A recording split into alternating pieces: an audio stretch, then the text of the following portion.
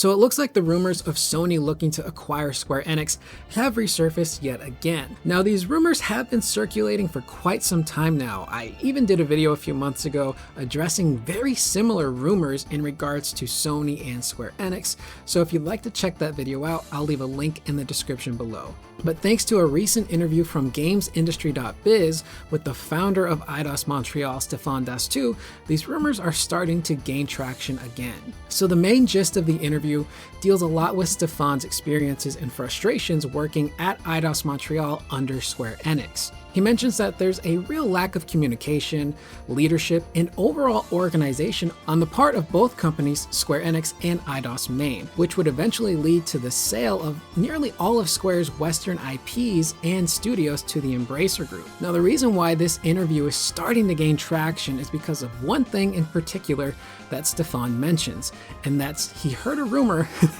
that Sony was in fact looking to acquire Square Enix. Now, what makes this rumor really interesting is that apparently Sony was only interested in acquiring the Tokyo branch of Square Enix and none of the other divisions, which is a little bit odd to me. You'd think if Sony was looking to acquire Square Enix, they would want the entirety of the company and not just a section of it. That kind of leads me to wonder if this would be a Sony and Bungie type deal where if Sony were to come in, they would pretty much buy Square Enix, finance them, but leave them as an independent studio to do their own thing. It's very much possible that that could be a potential outcome here. Now, the reason why we should take this rumor with a grain of salt is because Stéphane hasn't worked for Eidos Montreal since 2013. So where he's getting this information from is technically hearsay.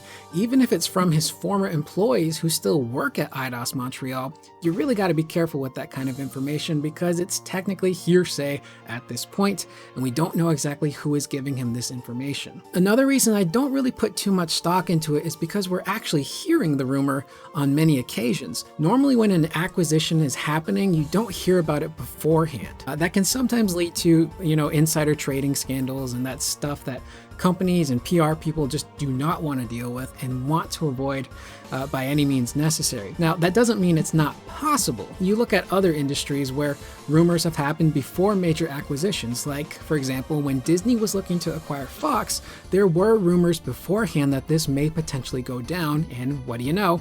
It went down. So Sony potentially buying Square Enix being a rumor is still possible, so we can't rule that out completely. The last thing is that Square still does need to handle their deal with the Embracer Group. As far as I know, the sale to Embracer Group hasn't finalized just yet, so I don't know if Square would want to deal with anything else major before that deal closes. Now, do I want Sony to buy Square? It's a really mixed response here. On the one hand, the president of Square Enix doesn't really seem to know what he's doing, and the fact that he wants to just dive so deep into NFTs is very concerning to me. Stop it. Get some help.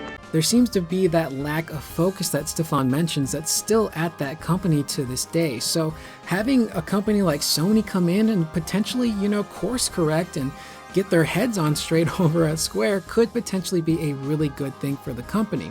Now, if they did get bought out and were not left independent, then that means all of Square's properties that they currently have are now exclusive to the PlayStation library, which isn't really too different for a lot of people right now because looking at games like Final Fantasy VII Remake and Rebirth, those games are exclusive to the PlayStation 4 and 5, as well as the upcoming Final Fantasy 16. Now you do have some oddballs here and there like Crisis Core Final Fantasy VII Reunion, which is going to be multi-platform. The Kingdom Hearts series is multi-platform, so Sony coming in and buying them would mean that less people would get to play those games. So that is a little bit of a concern. However, Square is definitely in need of some sort of financial help, which is probably one of the reasons why they're diving so hard into NFTs, because they think that's going to make them some money. So at the end of the day, these are just rumors that keep popping up. Whether or not it's a good thing or a bad thing, it's kind of pointless, I guess, to speculate on unless it actually happens. However, that's pretty much the video. I would love for you guys to leave your thoughts in the comments below about what you think about this rumor in particular. Do you want Sony to buy Square? What do you think is going on over at Square Enix? Leave your thoughts in the comments below. I will see you guys in the next video. Please remember to always be excellent to one another.